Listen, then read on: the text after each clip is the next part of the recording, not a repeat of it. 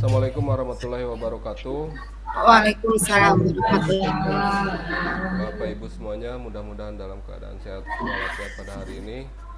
Pada webinar seri ke-8 ini kita akan narasumber akan membahas tentang pendidikan inklusif, yaitu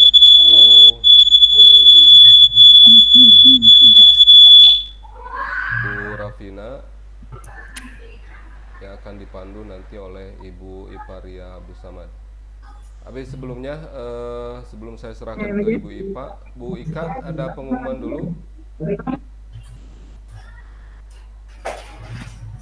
Bu Ika ada pengumuman dulu atau nanti? Nanti aja nanti Pak Isep. Oh, baik, untuk waktu dan layar kami persilahkan Ibu Iparia Abdus Samad untuk memandu kegiatan webinar pada siang hari ini. Mangga Bu Ika, Bu Iva.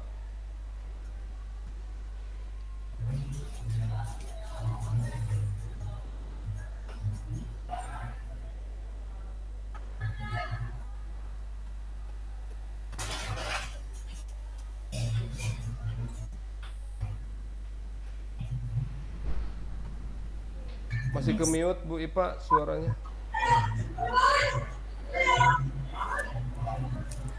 Ya, ada. Ya. Ada. Oke. Sudah ada? Ada. Bagus. Baik, terima kasih kepada Pak Isep selaku host yang telah memberikan kesempatan kepada saya untuk melanjutkan rangkaian acara webinar pada siang hari ini. Bismillahirrahmanirrahim. Assalamualaikum warahmatullahi wabarakatuh. Waalaikumsalam warahmatullahi wabarakatuh. Selamat datang Bapak Ibu semuanya dan selamat siang.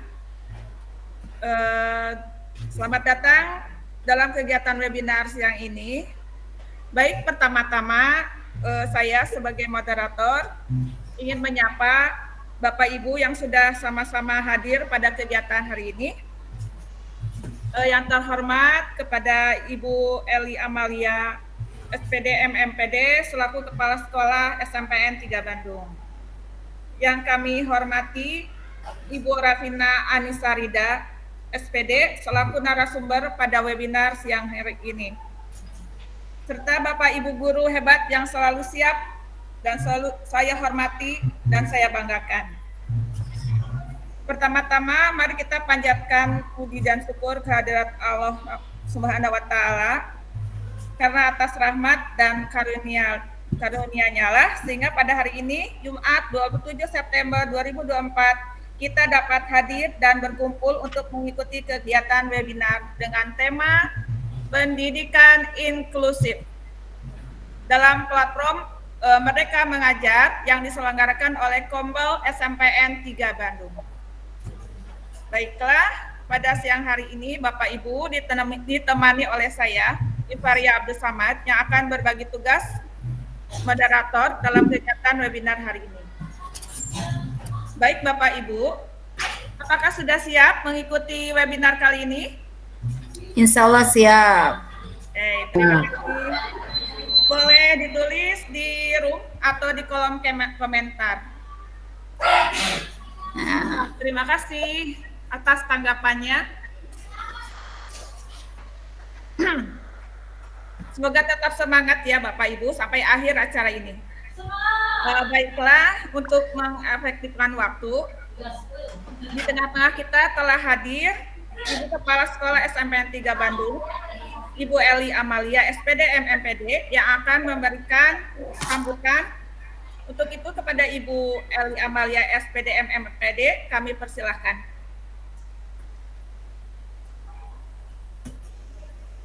Ya, baik.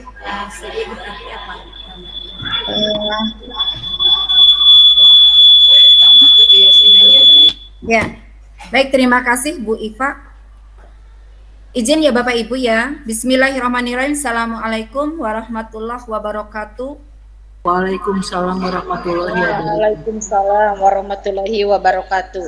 Bapak Ibu mohon maaf ya, saya ini ada 2 agenda sedang rapat juga, tapi tidak mengurangi makna pertemuan hari ini. Saya ingin membersamai Bapak Ibu di dalam kegiatan Kombel, berbagi pemahaman yang akan nanti disampaikan oleh narasumber kita Bu Rafina Anissa Rida, membahas tentang pendidikan inklusif. Tentunya pesan dari saya sebagai seorang pimpinan, bagaimana menerapkan pendidikan inklusif khususnya di SMP Negeri 3 Bandung. Yang pertama adalah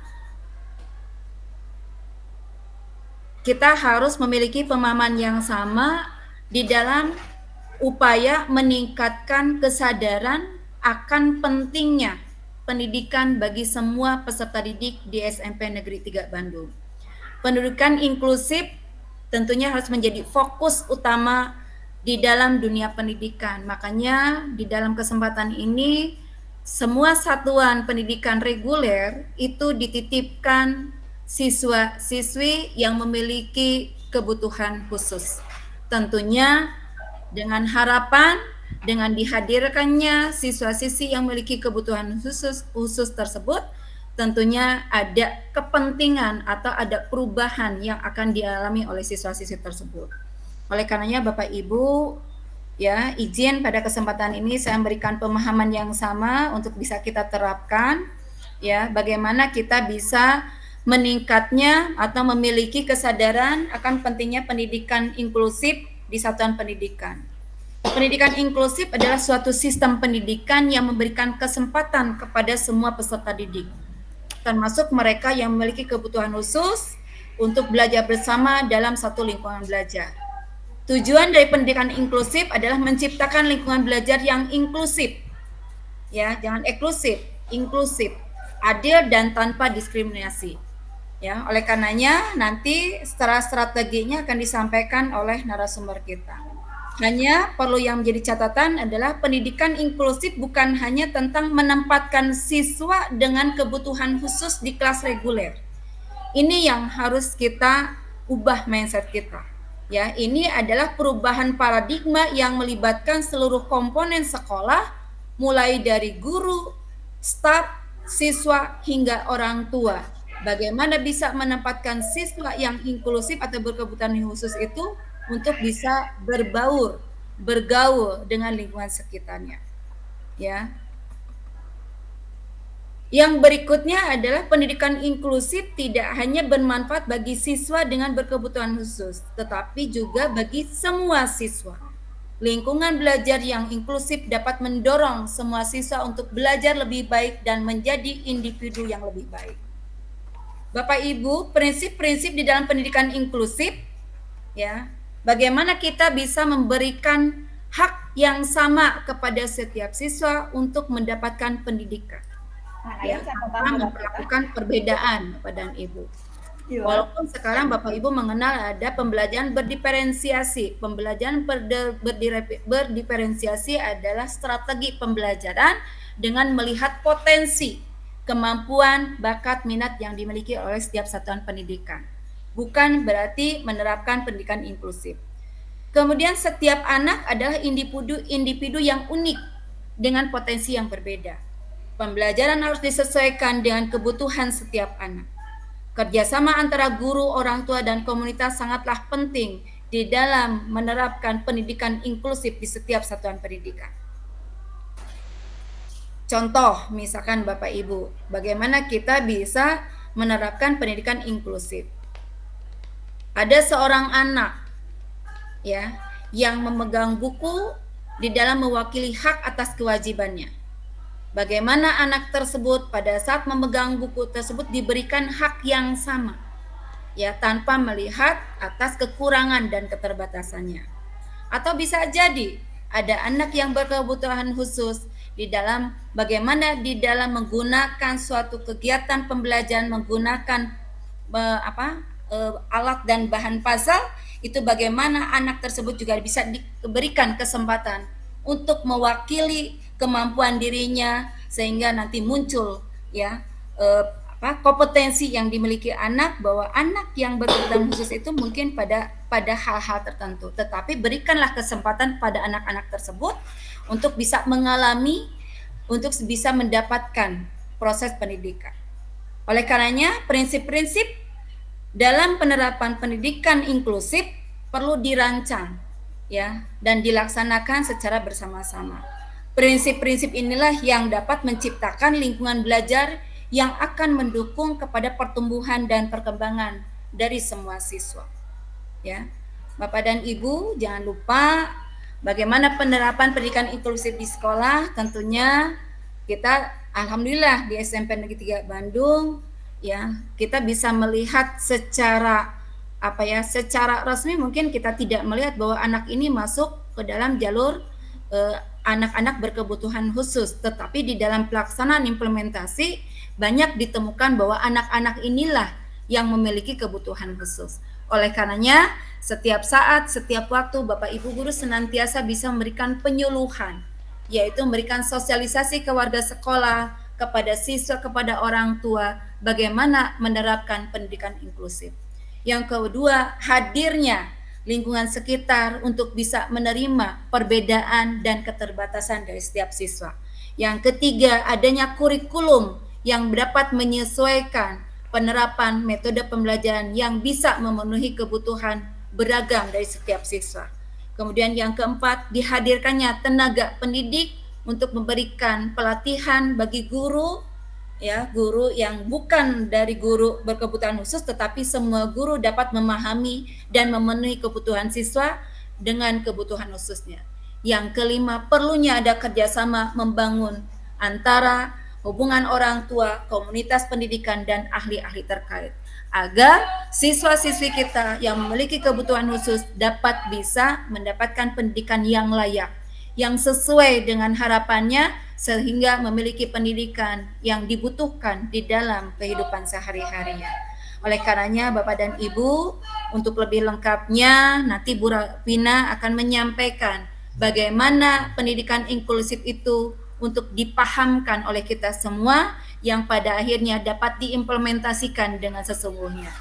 Jadikanlah anak-anak yang inklusif anak-anak yang dapat memiliki makna atas layanan pendidikan dari Bapak Ibu guru di SMP 3 Bandung. Harapannya anak-anak ini dapat bermanfaat menjadi anak-anak bangsa yang hebat, anak-anak yang berkualitas, anak-anak yang memiliki akhlak yang mulia. Itu barangkali yang bisa saya sampaikan pada kesempatan ini, karena secara khusus pendidikan inklusif ini barangkali hal yang baru, apalagi kita juga siswa di TTP juga tidak begitu banyak. Barangkali suatu saat ketika kita dihadirkan anak-anak yang inklusif, kita sudah siap dengan itu semua.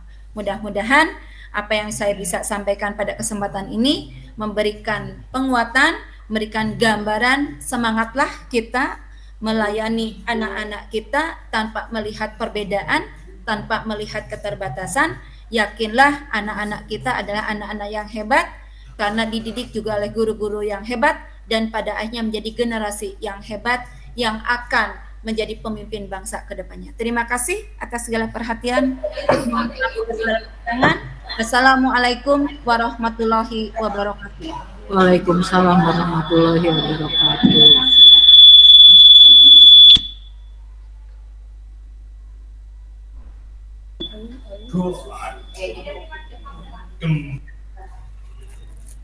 Oke. Terima kasih kepada Ibu Eli yang telah memberikan paparan, sambutan, arahan, dan paparannya. Baiklah, sebelum kita mulai kepada Pak Isep, bagaimana kalau sekarang kita dipoto dulu? Ya, monggo Bu. Kepada Ibu Bapak, mohon dibuka kameranya. Kita dipoto di awal dulu.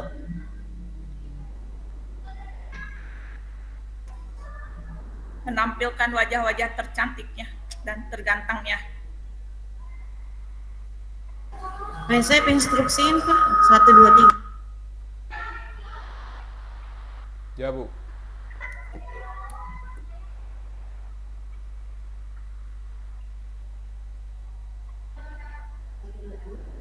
Baik Bapak Ibu, saya hitung ya. Saya hitung 1, 2, 3. Bukan di sini aja Bapak Ibu ya, sepanjang pelaksanaan webinar ini tetap dilakukan pemotoan gitu ya. Jadi tidak hanya di sesi ini. Oke, sekali lagi boleh bergaya Bapak Ibu. Bu Rosa boleh bergaya yang paling bagus. Siap, 1, 2, 3. Mangga dilajeng Bu Ipa. Oke, terima kasih Pak Isep dan Bapak Ibu. Terima kasih kepada Bu Eli. Nggak bayar, udahlah. Baiklah, tadi sudah ada sambutan dari Ibu Eli. Kalau saya sedikit menyimpulkan sedikit gitu ya, bahwa semua siswa itu mempunyai hak yang sama dalam pembelajaran. Dan kita sebagai guru harus memperlakukan sama, baik yang normal atau yang inklusif. Begitu mungkin ya. Untuk selanjutnya, untuk mengefektifkan waktu, baiklah kita sambut pemaparan dan kita simak yang lebih detail lagi pemaparan dari Ibu Rapina Anisarida. Maka kepada Ibu Rapina kami persilakan. Beliau merupakan guru kreatif yang memiliki keahlian di bidang BK ya, Bu ya. Maka saya persilakan.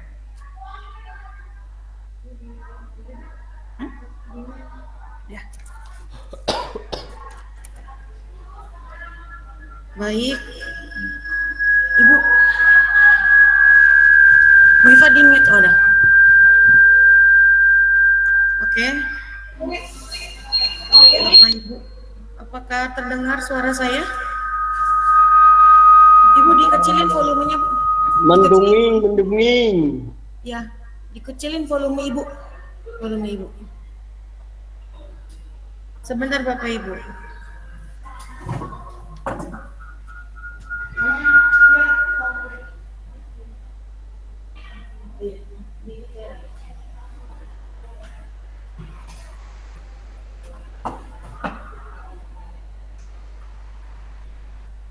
Oke, Bapak Ibu, terdengar suara saya? Terdengar. Oke, bismillahirrahmanirrahim. Assalamualaikum warahmatullahi wabarakatuh. Baik, selamat siang Bapak Ibu sekalian. Pertama-tama yang terhormat Ibu Kepala SMP Negeri 3 Bandung yang sekaligus sebagai keynote speaker di webinar ini, yaitu Ibu Eli Amalia SPD MNPD. Dan yang saya hormati dan saya banggakan Bapak Ibu peserta webinar Kombel seri 8 dengan judul Pendidikan Inklusif yang akan dibawakan langsung oleh saya, Rafina Anisarida.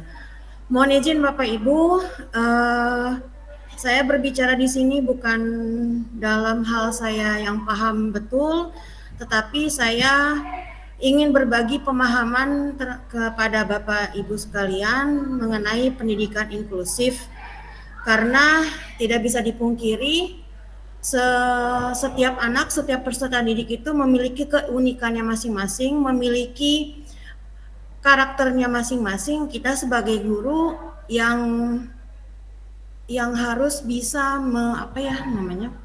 harus bisa memberikan pembelajaran yang merata, baik anak yang inklusif maupun anak yang non-inklusif. Oke, lanjut Pak Isep ke slide pertama.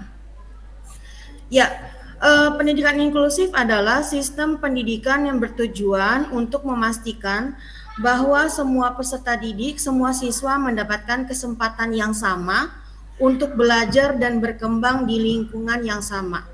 Jadi, inklusif ini tujuannya itu adalah untuk memastikan bahwa semua peserta didik, baik yang inklusif maupun non-inklusif, yang berkebutuhan khusus maupun tidak berkebutuhan khusus, memiliki kesempatan yang sama dalam belajar di lingkungan yang sama. Tidak dibedakan kelas, tidak dibedakan gedung, tidak dibedakan metode pembelajaran. Mereka dipastikan akan mendapatkan hak yang sama, yaitu hak pendidikan. Selanjutnya Pak Isep. Nah, tujuan dari pendidikan inklusif itu adalah yang pertama, menumbuhkan rasa toleransi terhadap perbedaan dan latar belakang dari masing-masing peserta didik. Karena peserta didik di latar belakang yang berbeda-beda. Dari perbedaan itu sebenarnya akan menimbulkan rasa toleransi, akan menimbulkan rasa percaya diri, akan berbaur peserta didik tanpa adanya diskriminasi. Jadi anak-anak walaupun berbeda-beda, tetap mereka itu dapat saling mengasihi, dapat saling membantu, dapat saling menghargai, semakin kuat persahabatannya, semakin kuat rasa toleransinya. Nah itu tujuan daripada pendidikan inklusif itu. Jadi tidak ada diskriminasi, tidak ada perbedaan, mau yang anak yang hambatan pendengaran, mau anak yang hambatan penglihatan, mau anak yang hambatan emosi, maupun anak yang lainnya, tipe-tipe lainnya, mereka harus tumbuh bersama, harus tumbuh di dalam perbedaan itu, seperti itu. Kira-kira tujuan dari pendidikan inklusif itu. Lanjut Pak Isef. Nah, ada 8 prinsip pendidikan inklusif. Yang pertama adalah hak untuk belajar. Kenapa? Karena setiap anak itu memiliki hak untuk mendapatkan pendidikan tanpa diskriminasi. Pendidikan inklusif itu menjamin bahwa hak ini dihormati dan dilaksanakan bagi semua peserta didik. Jadi penekanannya adalah anak semua berhak mendapatkan pendidikan tanpa adanya dibeda-bedakan, tanpa adanya perbedaan segala macam. Yang kedua, keragaman sebagai kekuatan. Prinsip ini menegaskan bahwa semakin banyak keragaman dari peserta didik, sebetulnya itu adalah aset yang berharga dari sebuah proses pendidikan. Jadi walaupun berbeda-beda, ternyata di dalam perbedaan itu mereka timbul rasa kekuatan, baik kekuatan toleransi, menghargai teman, menghormati teman. Jadi walaupun berbeda-beda itu tetap mereka itu bisa bersatu, bisa bersama, bisa berbaur. Nah, keragaman tersebut itu membuat mereka semakin kuat, membuat mereka semakin semakin kuat, semakin kerjasamanya antar peserta didik juga tercipta seperti itu. Lalu keterbukaan dan akses. Pendidikan inklusif ini memastikan bahwa akses belajar peserta didik itu terbuka untuk semua. Jadi peserta didik yang mengalami hambatan penglihatan misalkan salah satunya, ada akses pembelajaran yang harus terbuka bagi mereka, berarti segala macam pembelajarannya berdasarkan dengan verbal, berdasarkan dengan kalau di HP ada namanya talkback, jadinya semua tulisan itu dibuat suara seperti itu. Terus selanjutnya pendekatan secara individual. Prinsipnya adalah setiap peserta didik itu memiliki kebutuhannya masing-masing, memiliki karakteristiknya masing-masing. Jadi kita sebagai pendidik itu sudah seharusnya pendekatan secara individual supaya desain pembelajaran, materi pembelajaran, evaluasi pembelajaran, laporan hasil pembelajaran itu bisa menyesuaikan dengan karakteristik peserta didik. Selanjutnya penghapusan diskriminasi. Penghapusan diskriminasi ini adalah prinsipnya itu mengecam semua bentuk diskriminasi, baik yang yang bisa menghapus di lingkungan pendidikan. Jadi semua anak itu harus diperlakukan adil tanpa kecuali. Terus pemahaman dan keterlibatan masyarakat. Ternyata keterlibatan masyarakat di luar lingkungan sekolah itu juga penting Bapak Ibu. Kenapa? Karena ketika masyarakat mendukung pendidikan inklusif yang ada di sekolah, berarti mereka mendukung untuk semua peserta didik berhak mendapatkan pendidikan yang sama. Selanjutnya adalah evaluasi dan peningkatan keberlanjutan. Jadi pentingnya evaluasi terus-menerus terhadap pendidikan inklusif, karena anak semakin hari semakin banyak karakteristiknya, semakin banyak kebutuhannya. Jadi harus bisa mengevaluasi, misalkan desain pembelajaran ini ternyata kurang cocok, diganti lagi seperti itu. Pak Isep silakan. Nah, ini Bapak Ibu alur pendidikan inklusif sebenarnya dimulai dari masa PPDB ya. Jadi masa PPDB itu kan di PPDB Kota Bandung menyediakan jalur PDBK peserta didik berkebutuhan khusus. Nah, di situ setelah PPDB diidentifikasi kira-kira peserta didik ini kategorinya, dugaannya adalah berkebutuhan apa, karena ada banyak sekali hambatan-hambatan, jenis-jenis hambatan yang peserta didik alami. Nanti kalau sudah ada dugaannya, masuk ke asesmen. Nah, asesmen ini sebenarnya nanti adalah setiap guru mata pelajaran itu mengetahui kesiapan awal, mengetahui kemampuan awal peserta didik yang berkebutuhan khusus. Jadi setelah tahu, oh ternyata peserta didik ini mengalami hambatan A, nanti di asesmen untuk pelajaran A, B, C, D, nanti setelah itu ketahuan, oh ternyata peserta didik dengan hambatan A di pelajaran A itu ternyata kemampuannya, kesiapannya hanya 10%, yang pelajaran B misalkan oh sudah mencapai 40% segala macam. Jadi itu dirancang khusus oleh guru mapel. Nanti ketahuan karakteristik, ketahuan profil anaknya. Nah, dari situ bisa dilanjutkan dengan perencanaan pembelajaran. Perencanaan pembelajaran bisa dilanjutkan dengan pelaksanaannya. Setelah pelaksanaan tentu saja ada penilaiannya, ada evaluasinya, lalu diakhiri dengan laporan hasil belajar. Nah, nanti di slide selanjutnya Pak Isep akan mana Pak? Oke. Nah, di sini saya coba menayangkan instrumen identifikasi peserta didik berkebutuhan khusus. Alhamdulillah kemarin Pak Dahlan sedang workshop pelatihan di SMP Negeri 43 Bandung berupa pendidikan inklusif. Lalu di-sharing tentang instrumen identifikasinya. Bisa ditayangkan Pak Isep Microsoft Word-nya. Nah, Bapak Ibu sekalian, yang ada di layar adalah instrumen identifikasi PDBK. Jadi pada saat tahap PPDB awal, ketika kita mendapatkan anak yang masuk jalur PDBK, itu kita identifikasi lebih lanjut anak ini termasuk kategori apa. Dimulai dari informasi perkembangan anak ini diisi oleh orang tua, isiannya berupa identitas anak. Lanjut Pak Isep. Ada riwayat kelahiran, jadi tahu di dalam kandungannya apakah ada riwayat-riwayat tertentu.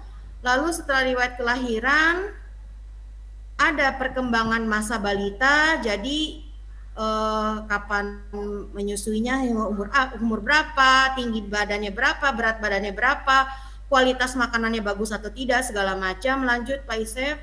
Setelah itu informasi tentang perkembangan fisik, jadi anak dapat berdirinya umur berapa, dapat berjalannya umur berapa, segala macam itu informasinya diisi oleh orang tuanya. Lanjut Pak Isep.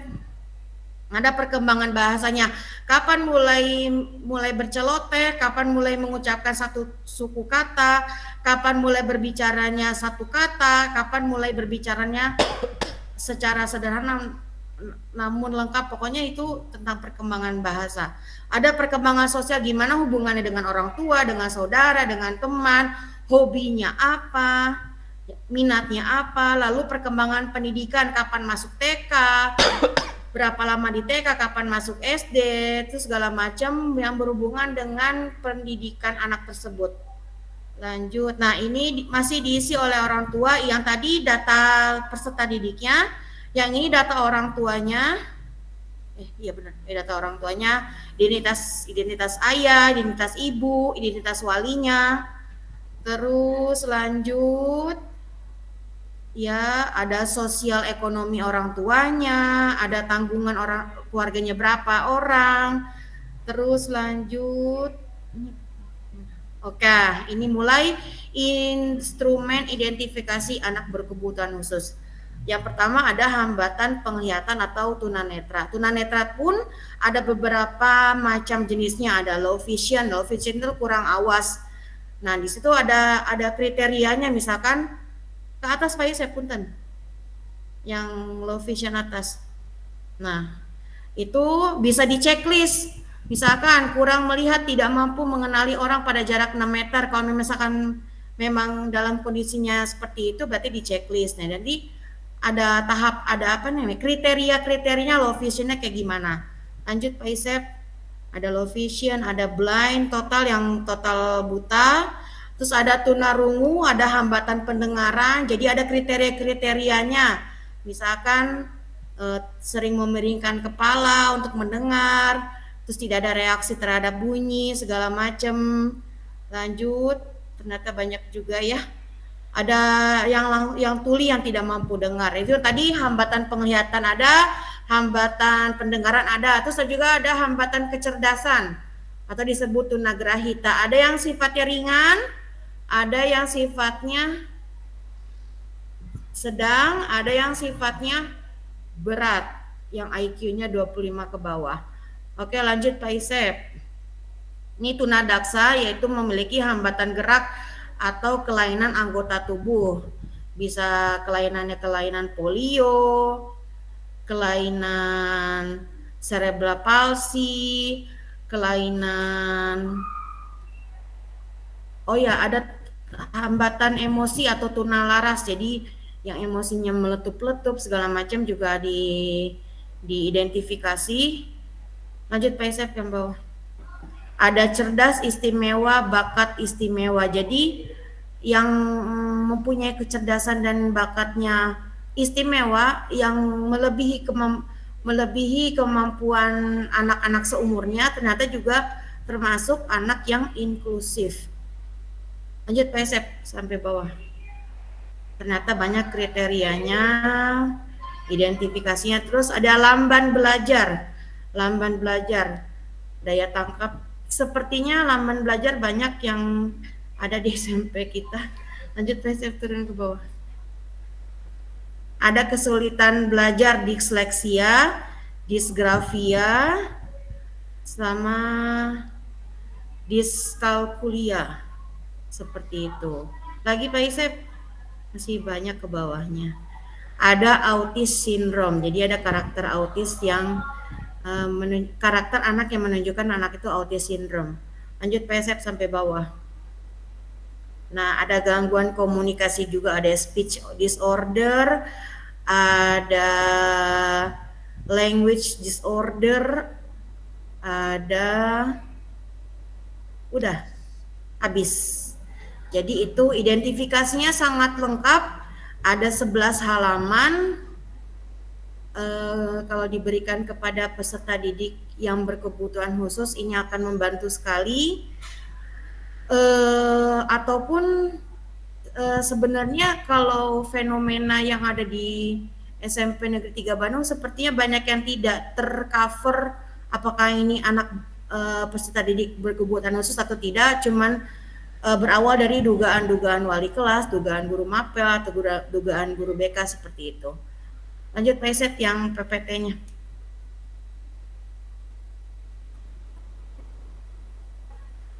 Nah, yang tadi instrumen, setelah tadi yang instrumen lanjut ke asesmen. Sebenarnya asesmen itu dirancang khusus, asesmen itu dirancang khusus per mata pelajaran, jadi diserahkan kembali kepada Bapak Ibu guru mata pelajaran untuk mengetahui kesiapan atau kemampuan awal peserta didik, atau biasa disebut asesmen formatif, seperti itu. Lanjut Pak Isep. Nah, di sini ada manajemen pendidikan inklusif. Ada beberapa hal yang harus diperhatikan ketika mengimplementasikan pendidikan inklusif di dalam kelas. Yang pertama itu adalah sudah pasti pengaturan tempat duduk di kelas dapat dilakukan sebagai berikut. Ini ada skema pengaturannya. Kalau peserta didik mengalami gangguan penglihatan, sebaiknya duduknya di depan, di dekat papan tulis agar mudah membaca tulisan di papan tulis. Kalau memang peserta didik itu mengalami gangguan pendengaran, sebaiknya duduknya di barisan depan agar mudah membaca gerak bibir gurunya. Kalau peserta didiknya dengan gangguan motorik, misalkan menggunakan tongkat, menggunakan kursi, itu duduknya lebih baik di dekat pintu supaya memudahkan akses keluar masuk kelas. Seperti itu. Lanjut Pak Isep. Oke. Selanjutnya, desain pembelajaran yang universal itu mengurangi hambatan pembelajaran bagi peserta didik. Hal-hal yang harus diperhatikan ketika Bapak Ibu membuat desain pembelajarannya adalah yang pertama sudah pasti mengenali keragaman peserta didik tersebut, karena peserta didik itu memiliki karakter yang berbeda-beda. Di dalam satu kelas ada 32 sampai 34 anak, berarti otomatis ada 32 sampai 34 anak dengan karakter yang berbeda-beda.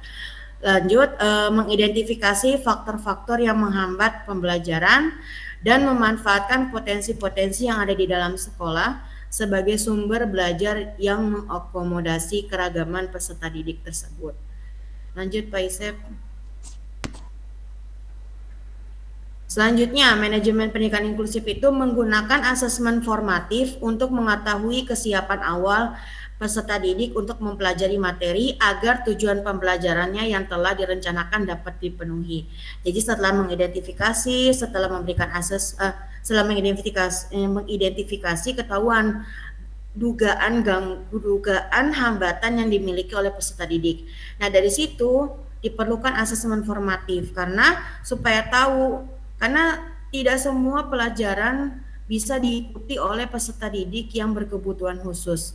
Contohnya misalkan anak yang memiliki gangguan penglihatan sudah pasti tidak bisa melihat dan otomatis pembelajarannya itu berarti mereka mengalami kesulitan ketika pembelajarannya dominan terhadap tulisan, terhadap visual lah, seperti itu. Terus kalau misalkan anak yang memiliki gangguan pendengaran berarti pembelajarannya akan terhambat di pembelajaran yang memfokuskan kepada pendengaran seperti itu.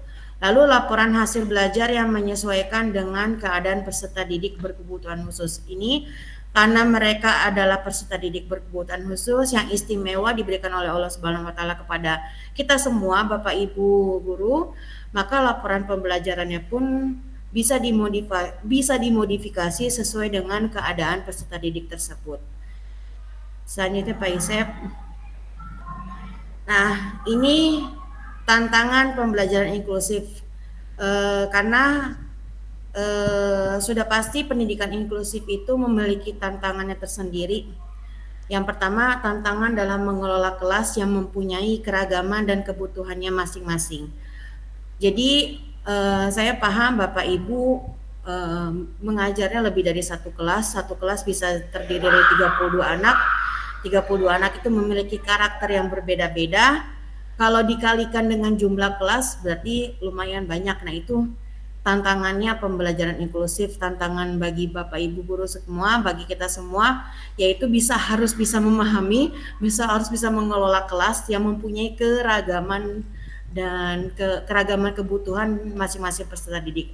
Lalu tantangan selanjutnya adalah Bapak Ibu senantiasa meluangkan waktu untuk mencari pelatihan mandiri di PMM terkait materi yang relevan dengan pendidikan inklusif. Dengan jadwal Bapak Ibu di SMP Negeri 3 Bandung yang cukup sibuk, yang cukup tinggi, sehingga ada tantangan tersendiri untuk meluangkan waktu membuka pelatihan mandiri di PMN yang terkait dengan pendidikan inklusif. Lalu tantangan selanjutnya adalah memaksimalkan fasilitas dan sarana yang ada di sekolah, seperti berkolaborasi dengan guru yang paham akan pendidikan inklusif. Ini juga dari tantangan karena pendidikan inklusif itu kuncian utamanya selain hak anak belajar itu sama, hak semua anak untuk belajar itu sama, tantangan selanjutnya adalah berkolaborasi. Jadi kolaborasi antara peserta didiknya, guru kelasnya, guru mapelnya, guru BK-nya, orang tuanya maupun masyarakat di sekitar harus bisa maksimal berkolaborasi sehingga tercapainya pendidikan inklusif yang diinginkan oleh kita semua, seperti itu. Lanjut Pak Isep. Sebenarnya ada quotes dari saya. setiap anak itu adalah jenis bunga yang berbeda. Dan mari bersama-sama kita semua membuat dunia ini menjadi taman yang indah. Jadi itu mohon maaf kalau berbicaranya agak cepat. Mudah-mudahan Bapak Ibu semua dan saya satu pemahaman tentang pendidikan inklusif. Kita sebagai guru bisa membuat peserta didik kita mendapatkan hak belajar yang sama tanpa ada terkecuali, tanpa ada diskriminasi apapun. Baik, itu saja. Saya serahkan kembali kepada moderator saya, yaitu Ibu Ifaria. Terima kasih.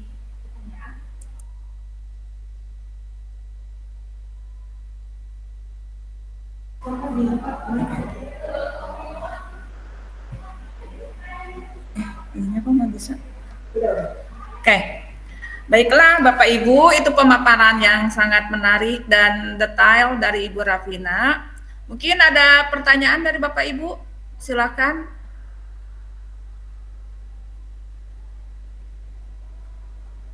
Tidak ada? Ada? Bu April? Enggak? Mau langsung pertanyaan atau mau ditampung dulu Bu Rafina? Ada Bu April pertanyaannya? Ya, terima kasih atas kesempatannya, dan Bu Rafina terima kasih atas materinya hari Suaranya ini. tidak terdengar. Suaranya tidak terdengar. Cek, cek. Ya. Ya, terima kasih atas kesempatannya. Mau bertanya, Bu Rafina, kedengeran tidak? Oke. Oke, maaf. Silakan Bu April.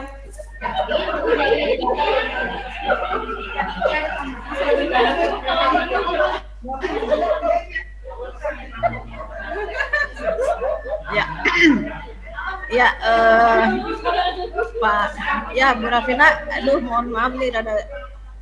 Jadi saya mau bertanya, jika di kelas terjadi ya ada anak yang berkebutuhan khusus, kemudian kita sedang melakukan pembelajaran di kelas, apa tips khusus gitu untuk menangani anak tersebut gitu?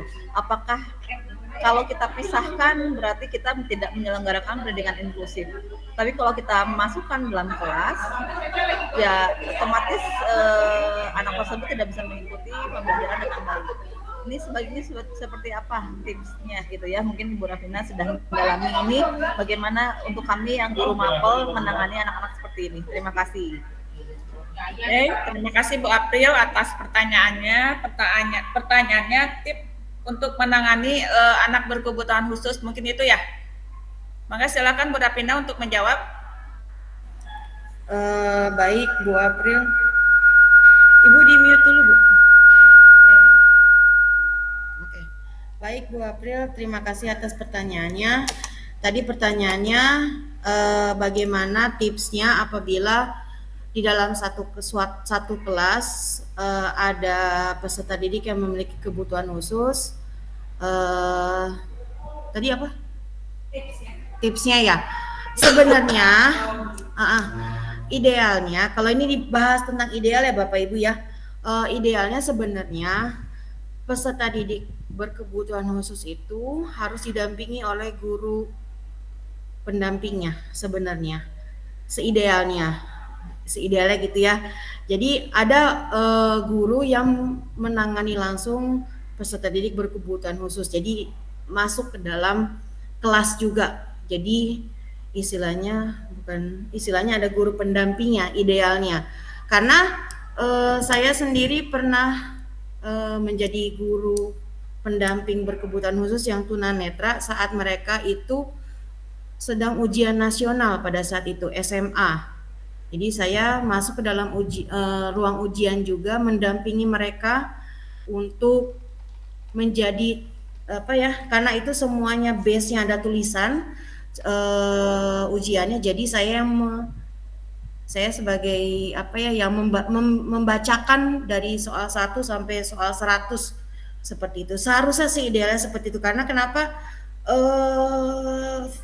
kenyataannya jangankan Bapak Ibu, saya pribadi sebagai guru BK merasa kurang, merasa belum paham betul bagaimana menangani, bagaimana mendampingi, bukan menangani, bagaimana mendampingi peserta didik berkebutuhan khusus.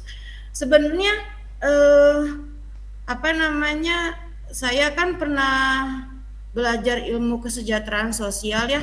Jadi KESOS itu sebenarnya, kalau KESOS itu berada di lingkungan pendidikan, itu bisa jadi guru pendamping sebenarnya, karena KESOS itu mempelajari anak berkebutuhan khususnya jauh lebih dalam dibandingkan guru BK sebenarnya. Ini idealnya seperti itu. Cuman kan yang kita ketahui untuk menyediakan guru pendamping itu memerlukan hal-hal lain seperti uang, seperti segala macam lah gitu ya. Jadinya ya kita yang ada di dalam kelas, Bapak Ibu guru mapel, ya berarti harus harus bisa intinya seperti itu. Karena kalau dibilang ideal, karena memang mendampingi anak berkebutuhan khusus itu punya treatment tersendiri gitu. Sedangkan kita di bangku perkuliahan lah itu, saya aja di bangku perkuliahan materi tentang PDBK itu sangat kecil, sangat minim informasi. Bapak Ibu pun mungkin mengalami hal yang sama gitu. Idealnya harus ada guru pendamping mungkin, tapi kalau dilihat dari lapangannya ya harus bisa, intinya seperti itu. Jadi kita yang menyesuaikan anak, bukan anak yang menyesuaikan kita, khusus buat peserta didik ya. Sebenarnya peserta didik sebenarnya anak itu kan beragam ya. Beragam itu bukan artian hanya peserta didik berkebutuhan khusus, tapi dari minat bakat, gaya belajar, multiple intelligence segala macam sebenarnya beda. Sebenarnya banyak karakter anak tuh beda segala macam. Jadinya ya kita itu tantangan untuk mengelola kelas dalam satu kelas itu ada 32, berarti 32 anak. Harus dipahami karakternya. Itu baru satu kelas, dikali misalkan paling minimal mungkin 3-4 kelas Bapak Ibu pegangnya, ya cukup menantang, cukup ya itulah seperti itu. Terus sebenarnya saya di Kota Bandung ini sebenarnya ada MGMP PDBK, jadi guru yang MGMP yang mengcover peserta didik berkebutuhan khusus. Sebenarnya ada, cuman waktu itu kalau tidak salah karena lowongan pekerjaan untuk jadi guru pendamping itu tidak belum di cover oleh pemerintah, jadi belum bisa terjun Bapak Ibunya. Sebenarnya ada MGMP PDBK, saya pernah PDBK dengan BK tuh pernah join. Jadinya sebenarnya ada, cuman belum bisa menyeluruh, belum bisa masuk ke dalam semua merata di lingkungan, di satuan pendidikan yang ada di Kota Bandung seperti itu. Jadi kesimpulannya Bu April harus bisa tipsnya dia harus terus belajar, terus meluangkan waktu. Jadi bukan hanya anak yang belajar, kita pun sebagai guru juga harus belajar, karena kita setiap tahun mendapatkan anak dengan karakter yang beda-beda, dengan sifat yang beda-beda, latar belakang orang tua, latar belakang segala macam berbeda. Jadi kita harus bisa mengupdate apa saja sih keterampilan harus kita miliki seperti itu. Ya. Bagaimana Bu April? Sudah puas ya dengan jawabannya? Bagaimana dengan Bu April? Dari Bapak Ibu mungkin ada yang bisa menambahkan jawaban Ibu Rapina tadi?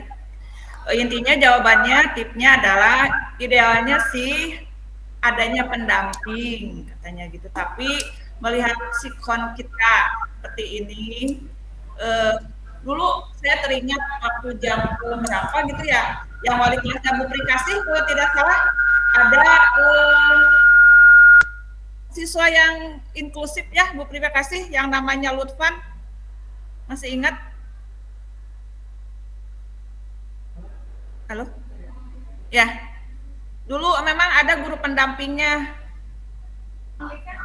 Ya kan, Bu? Ya, Bu. Lutfan waktu itu ada pendampingnya. Betul.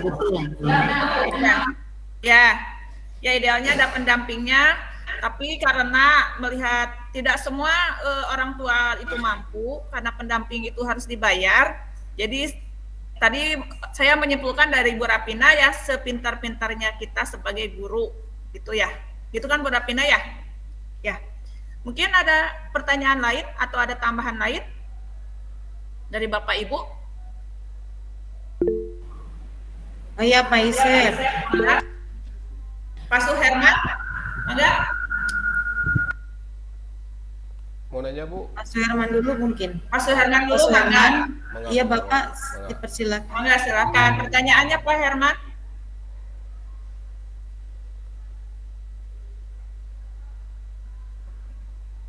Masih di mute Pak, punten Pak. Masih, nah oke. Ya, saya hanya menambahkan saja, seringkali kita berhadapan dengan permasalahan yang khusus, di mana sekolah kita yang katakanlah sekolah umum harus berhadapan dengan adanya beberapa anak yang memiliki kebutuhan khusus, ya kan. Nah, sementara kan kita harus komitmen di dalam sebuah katakanlah pekerjaan yang menghadapi di sekolah inklusif. Nah, saya menambahkan bahwa kebutuhan ini harus kita hadapi dengan beberapa tindakan dari sekolah. Misalnya harus memiliki sebuah kompetensi profesional yang khusus bisa menangani anak yang berkebutuhan khusus misalnya. Ya, kalau di luar anak yang berkebutuhan khusus, artinya masih seragam dengan karakter-karakter anak yang lain, kita sebagai guru mata pelajaran masih bisa mengatasi itu.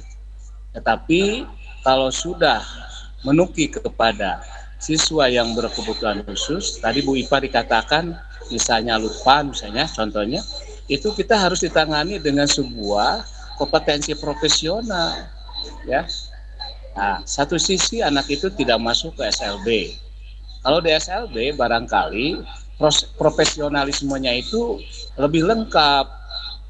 Kalau di sekolah umum seperti di sekolah-sekolah seperti kita, jelas di sini background kita kan tidak dibekali dengan kompetensi itu.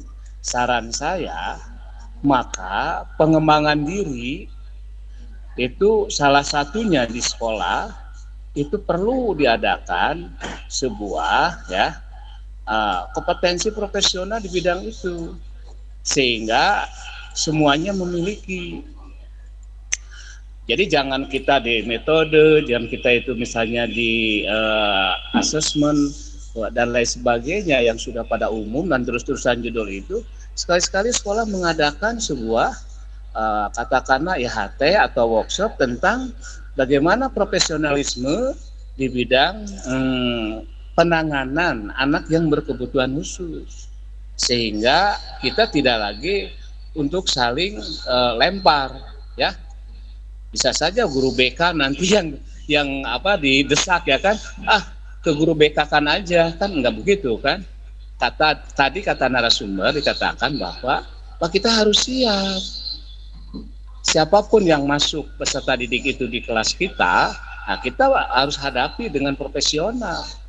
Makanya perlunya sebuah institusi sekolah umum mengadakan pengembangan diri untuk membekali sebuah profesionalisme, ya, di bidang itu. Barangkali itu, ya. Karena apa? Karena anak tersebut pengennya di sekolah umum. Lain lagi dengan anak itu masuk di SLB misalnya. Kalau di SLB nggak masalah, di situ sudah profesional. Kalau di sekolah umum, nah ini masalah justru. Kalau kita tidak mengenai dengan baik, nah kita tidak adil, ya kan? Demikian yang saya bisa sampaikan. Terima kasih. Terima kasih Pak Terima kasih kepada Pak Herman atas tanggapannya. Ya, memang kita sebagai guru ya harus profesional, begitu. Selanjutnya ada pertanyaan lagi dari Bapak Ibu. Pak Isap tadi mau bertanya.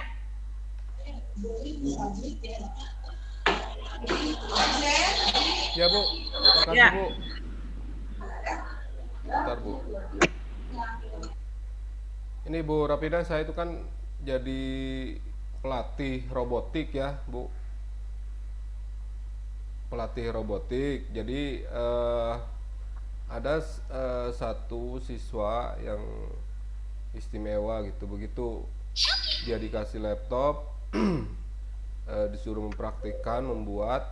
Jadi si layarnya itu penuh dengan coretan dia sendiri. Tetapi ketika diminta misalnya gerakan simulasi robot ini itu bergerak, lampunya nyalakan, itu lampunya menyala. Tetapi beda dengan yang lain gitu, di layarnya itu penuh. Jadi mengertinya itu oleh dia sendiri. Tetapi ketika diminta untuk diminta sesuai tujuan apa yang akan dicapai, itu bisa gitu. Nah ini ada satu keistimewaan. Jadi yang ingin saya tanyakan, kalau tes IQ itu Bu Rapina kira-kira di mana dan berapa bayarnya gitu kalau mau melakukan itu? Ya, makasih. Oke. Silakan Bu Rapina dijawab. Ibu di mute.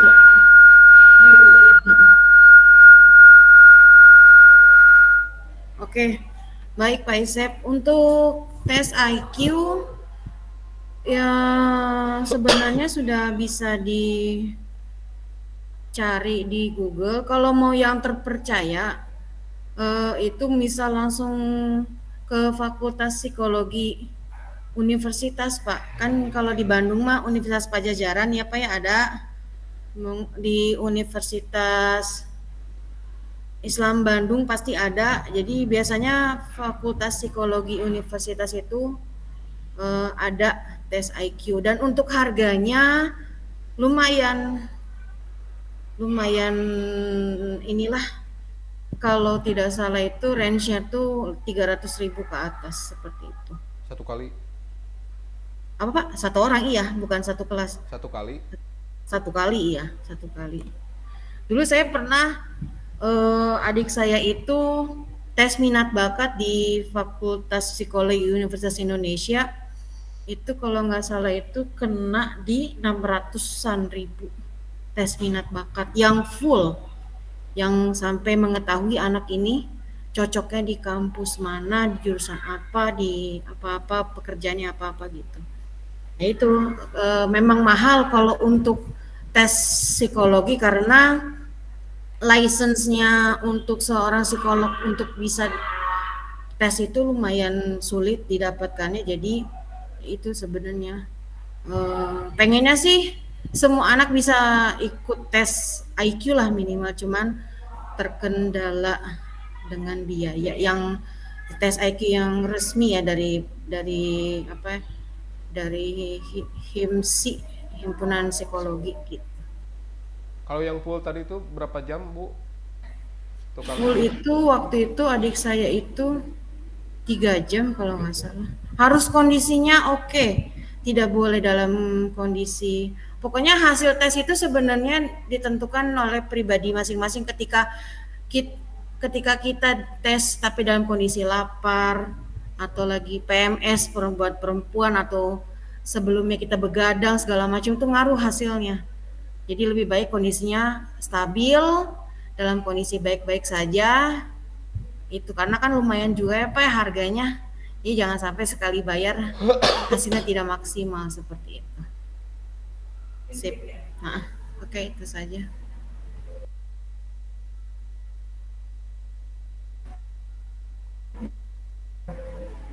Mungkin begitu Pak Isep jawaban dari Bu Rapina. Ada tes di Universitas Pajajaran Fakultas Psikolog ya.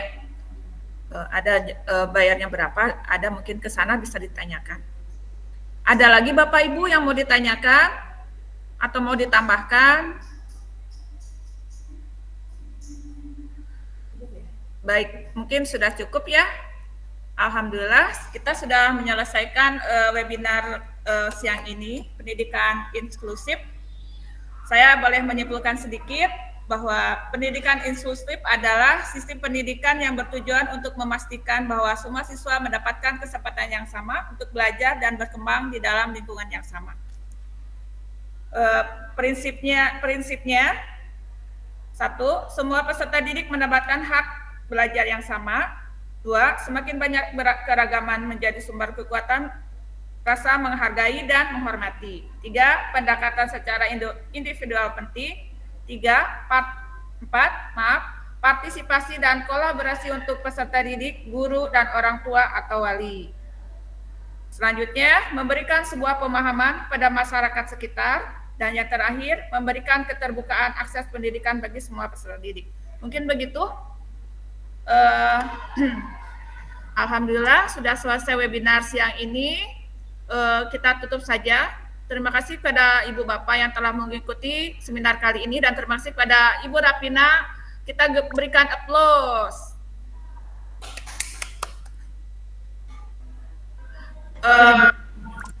Kita seiring dengan berakhirnya webinar ini, mari kita ucapkan alhamdulillah bersama-sama.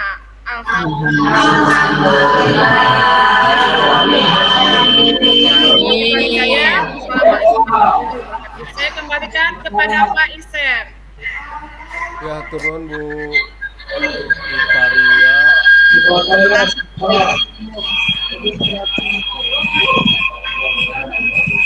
Bapak Ibu sakedap. Sebelum saya tutup, Bapak Ibu ada Bu Ika, ada tambahan Bu Ika? Ya, siap.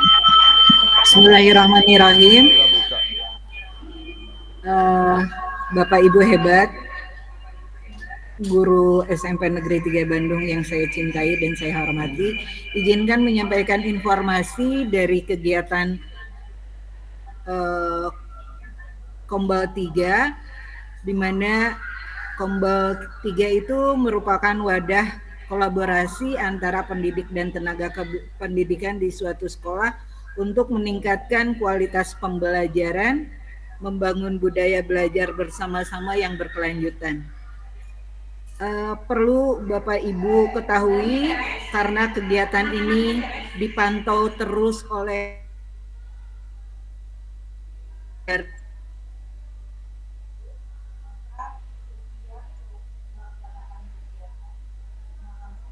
Bapak Ibu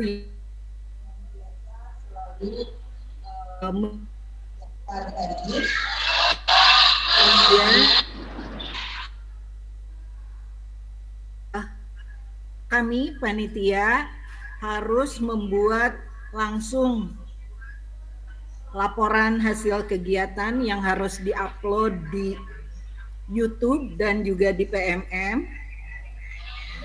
Kemudian sertifikatnya yang biasanya tidak berbatas waktu, sekarang dibatasi pengunduhannya maksimal 1 kali 24 jam. Oleh karena itu, jangan lupa setelah selesai mengisi daftar hadir untuk bisa langsung mengunduh sertifikat kegiatan webinar ini. Mungkin hanya itu informasi dari saya. Mudah-mudahan kita bisa maju bersama ya, bahwa guru-guru SMP 3 itu adalah guru-guru yang berpotensial. Terima kasih. Hatur nuhun. Assalamualaikum warahmatullahi wabarakatuh. Baik, makasih Ibu Prikati sebagai Ketua Penggerak Komunitas. Terakhir Bapak Ibu akan saya foto ulang. Untuk yang terakhir, mangga dibuka kameranya, off-cam. Oke Bapak Ibu. Oke, mau saya ambil gambarnya. Oke ya, saya hitung 1, 2, 3. Satu lagi boleh gaya bebas. Bu Ana gaya bebas, Bu Ana. Kayak Bu Lia tuh. Oh iya, ada Bu Rosa. Oke, 1, 2, 3. Baik, terima kasih Bapak Ibu. 2 minggu ke depan insya Allah kita akan kehadiran narasumber Ibu Erni Sulastri MPD dan Ibu Tati Nani MPD yang akan berbagi praktik baik bersama kita. Baik Bapak Ibu boleh meninggalkan boleh meninggalkan layar. Dan seperti biasa untuk sertifikat sudah bisa di download ya Bapak Ibu, jangan lupa daftar hadirnya diisi terlebih dahulu. Assalamualaikum warahmatullahi wabarakatuh. Waalaikumsalam warahmatullahi wabarakatuh. Webinar 8 ya? Ya, webinar 8.